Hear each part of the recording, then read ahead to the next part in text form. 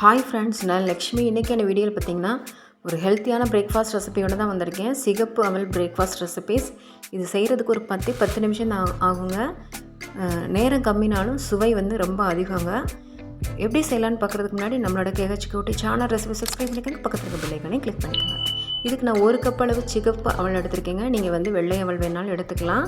இது 2லேருந்து 3 தடவை நல்லா கழுவிட்டு ஒரு 10 நிமிஷம் ஊற வச்சு எடுத்துக்கோங்க. தண்ணியை ஃபுல்லாக நல்லா வடிகட்டிட்டு இந்த மாதிரி ஒரு பிளேட்டுக்கு வந்து மாற்றிக்கலாம். டேஸ்ட்டுக்கு தகுந்தபடி ஒரு 1/4 டீஸ்பூன் அளவுக்கு உப்பு வந்து இதில் ஆட் பண்ணிக்கோங்க. நல்லா இந்த மாதிரி பிசைஞ்சு எடுத்துக்கிறணும்.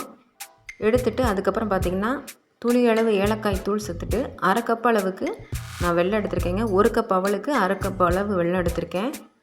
2 கையளவு துருவிய தேங்காய் சேர்த்துக்கோங்க. இப்போ எல்லாத்தையும் ஒன்றோட ஒன்றா நல்லா கலந்துக்கிற மாதிரி மிக்ஸ் பண்ணிக்கோங்க.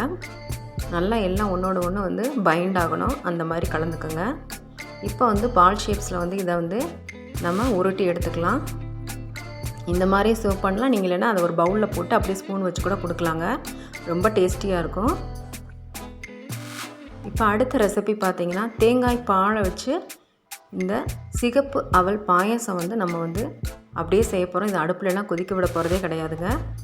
இப்போ 1 கப் அளவுக்கு நான் வந்து தேங்காய் பால் எடுத்துருக்கேங்க. தேங்காய் பாலில் செய்கிறனால சுவை வந்து ரொம்ப அதிகமாக இருக்குங்க. உப்பு வந்து துளியளவு சேர்த்துட்டு ஏலக்காய் தூள் வந்து துளியளவு சேர்த்துக்கோங்க. அதில் வந்து நம்ம ஊற வச்ச அந்த சிகப்பு அவளையும் சேர்த்துட்டு 2 டேபிள் ஸ்பூன் அளவுக்கு சர்க்கரை சேர்த்துட்டு, நீங்கள் சர்க்கரைக்கு பதிலாக வெல்லம் கூட ஆட் பண்ணிக்கலாம். நல்லா கலந்துட்டு இதை வந்து ஒரு கிளாஸுக்கு வந்து மாற்றிக்கலாங்க. சட்டுன்னு செஞ்சிடலாம். ஒரு 10 நிமிஷம் தான் ஆச்சு இந்த ரெசிபி மொத்தமும் செய்கிறதுக்கு. இது காலையில் ஹெல்த்தியாக குழந்தைங்களுக்கு வந்து கொடுக்கலாங்க. இப்போ ஃபினிஷிங்கில் பார்த்தீங்கன்னா இதில் நான் 2 வாழைப்பழம் வந்து நறுக்குனது சேர்த்துக்கிறேன். இங்கே நட்ஸு உங்களுக்கு என்னென்ன நட்ஸு வேணுமோ அதையும் ஆட் பண்ணிக்கலாம். எந்த வாழைப்பழம் வேணும்னாலும் நம்ம வந்து சேர்த்துக்கலாம்.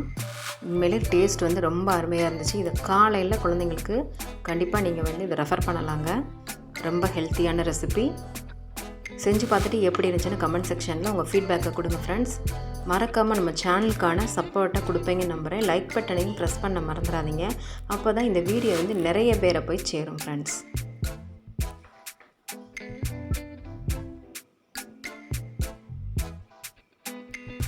தேங்க்யூ ஃபார் வாட்சிங் ஃப்ரெண்ட்ஸ்.